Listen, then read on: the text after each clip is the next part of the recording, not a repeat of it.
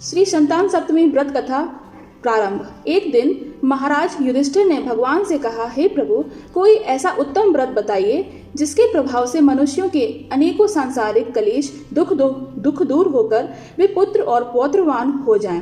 यह सुनकर भगवान बोले, हे राजन, तुमने बड़ा ही उत्तम प्रश्न पूछा है। मैं तुमको एक पौराणिक इतिहास सुनाता हूँ, ध्यान पूर्वक सुनो। एक समय लोमश ऋषि ब्रज राज की मथुरापुरी में वसुदेव देवकी के घर गए। ऋषिराज को आया हुआ देख करके दोनों अत्यंत प्रसन्न हुए तथा उनको उत्तम आसन पर बैठाकर उनका अनेक प्रकार से वंदन और सत्कार किया। फिर मुनि के चरणों तक से अपने घर तथा शरीर को पवित्र किया। वह प्रसन्न होकर उनको कथा सुनाने लगे। कथा के कहते लोमश ऋषि ने कहा कि हे देवकी, दुष्ट दुराचारी पापी कंस ने तुम्हारे कई पुत्र मार डाले हैं, जिसके कारण तुम्हारा मन अत्यंत दुखी है। किसी प्रकार राजा नहुष की पत्नी चंद्रमुखी भी दुखी रहा करती थी, किंतु उसके संतान सप्तमी का व्रत विधि विधान सहित किया।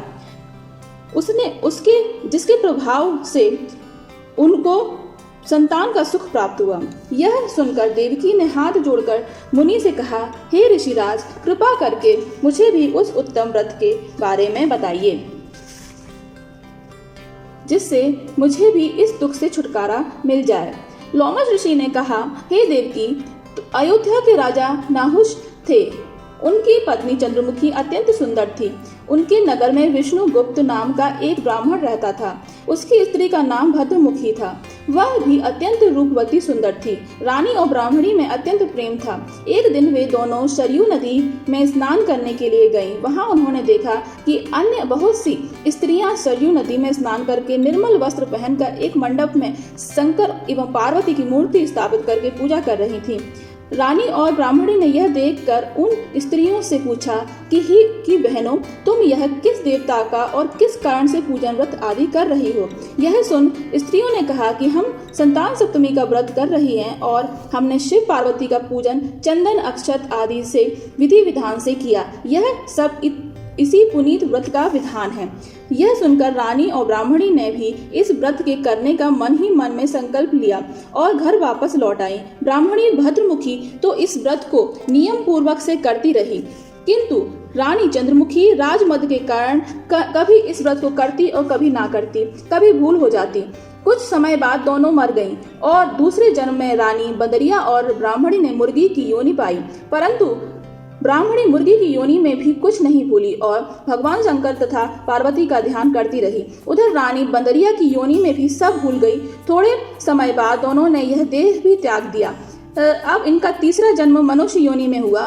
उस ब्राह्मणी ने एक ब्राह्मणी के यहाँ कन्या के रूप में जन्म लिया। उस ब्राह्मण कन्या का नाम था भूषण देवी और उसका जो विवाह हुआ गोकुल निवासी अग्निशील ब्राह्मण के साथ कर दिया गया। भूषण देवी इतनी सुंदर थी कि वह बिना आभूषण के भी अत्यंत सुंदर लगती थी। कामदेव की पत्नी रति भी उसके सम्मुख लजाती थी। भूषण देवी की अत्यंत सुंदर सर्वगुण संपन्न चंद्रमा से कमान धर्मवीर कर्मनिष्ठशील स्वभाव वाले 8 पुत्र उत्पन्न हुए। यह सब शिवजी के व्रत का पुनीत फल था। दूसरी ओर शिव विमुख रानी के गर्भ से कोई भी पुत्र नहीं हुआ। वह निसंतान दुखी रहने लगी। रानी और ब्राह्मणी में जो प्रीति पहले जन्म में थी वह अभी भी बनी रही। रानी जब व्रत अवस्था को प्राप्त होने लगी तब उसको एक गूंगा बहरा तथा बुद्धिहीन अल्प आयु वाला पुत्र हुआ। वह 9 वर्ष की आयु में इस क्षण भंगुर संसार को छोड़कर चला गया। रानी के इस ऐसे दीन वचन अब तो रानी पुत्र शोक से अत्यंत दुखी हो गई और व्याकुल रहने लगी। देव योग से भूषण देवी ब्राह्मणी रानी के यहाँ अपने पुत्रों को लेकर पहुंची। रानी का हाल सुनकर उसे भी बहुत दुख हुआ, किंतु इसमें किसी का क्या वश? कर्म और प्रारब्ध के लिखे स्वयं ब्रह्मा भी नहीं मिटा सकते। रानी कर्म युक्त भी थी, या इसी कारण उसे दुख भोगना पड़ा। इधर रानी पंडितानी कि इस वैभव और 8 पुत्रों को देखकर वह मन में ईर्ष्या करने लगी तथा उसके मन में पाप उत्पन्न हुआ। उस ब्राह्मणी ने रानी का संताप दूर करके निमित्त अपने 8 पुत्रों को रानी के पास छोड़ दिया। रानी ने पाप के वशीभूत होकर उस ब्राह्मणी पुत्रों की हत्या करने के विचार से लड्डू में विष जहर मिलाकर उसको खिला दिया, परंतु भगवान शंकर की कृपा से एक भी बालक की मृत्यु न हुई। यह देखकर तो रानी अत्यंत ही आश्चर्यचकित हो गई और इस रहस्य का पता लगाने की मन ही मन में ठान ली। भगवान की पूजा से निवृत्त होकर जब भूषण देवी आई तो रानी ने उसको कहा कि मैंने तेरे पुत्रों को मारने के लिए इनको जहर मिलाकर लड्डू खिला दिया था, किंतु इनमें से एक भी नहीं मरा। तूने कौन सा दान पुण्य व्रत किया है जिसके कारण तेरे यह पुत्र नहीं मरे और तू नित्य नए सुख भोग रही है? ऐसा तेरा बड़ा सौभाग्य है। इनका भेद तू मुझे निष्कपट होकर समझा, मैं तेरी बड़ी ऋणी रहूंगी। रानी के ऐसे दीन वचन सुनकर भूषण देवी ब्राह्मणी कहने लगी, सुनो, तुमको 3 जन्म का हाल सुनाती हूँ, सो ध्यान पूर्वक सुनना।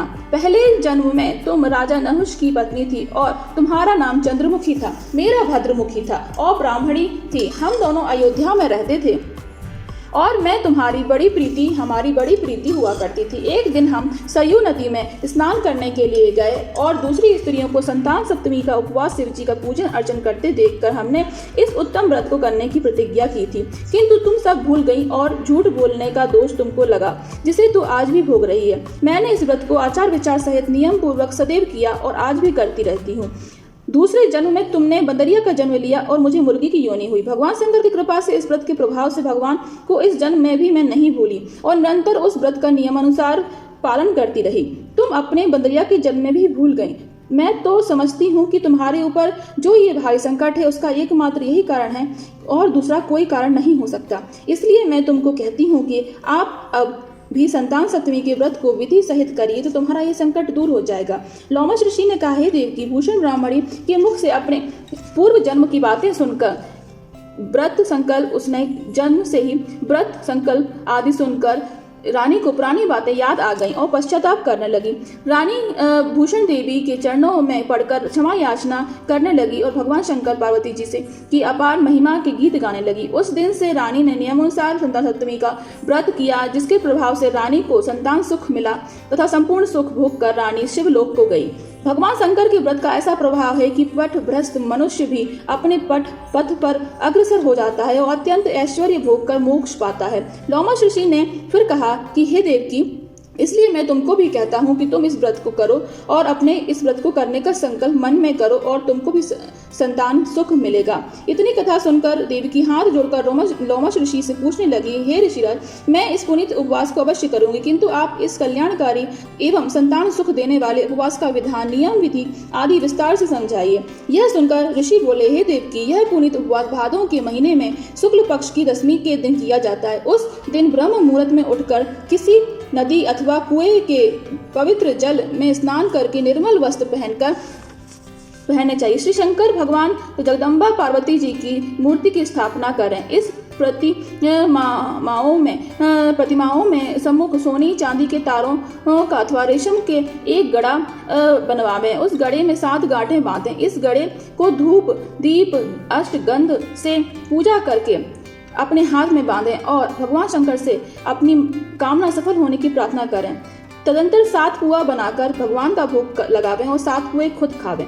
शक्ति यथाशक्ति सोने अथवा चांदी की अंगूठी बनवाकर इन सब के तांबे के पात्र में रखकर और उनका विधि विधान से पूजन करके किसी सदाचारी धर्मनिष्ठ प्रथम ब्राह्मण को दान देवें। इसके पश्चात 7 पुआ स्वयं प्रसाद के रूप में खाएं। इस प्रकार इस व्रत को पारायण करना चाहिए। प्रतिशाल की शुक्ल पक्ष की सप्तमी के दिन हे देवकी, इस व्रत को इस प्रकार नियम पूर्वक करने से समस्त पाप नष्ट हो जाते हैं और भाग्यशाली संतान उत्पन्न होती है तथा अंत में शिवलोक की प्राप्ति होती है। हे देवकी, मैंने तुमको संतान सप्तमी का व्रत संपूर्ण विधान विस्तार सहित वर्णन किया, उसको अब तुम नियम पूर्वक करो, जिसके प्रभाव से उत्तम संतान पैदा होगी।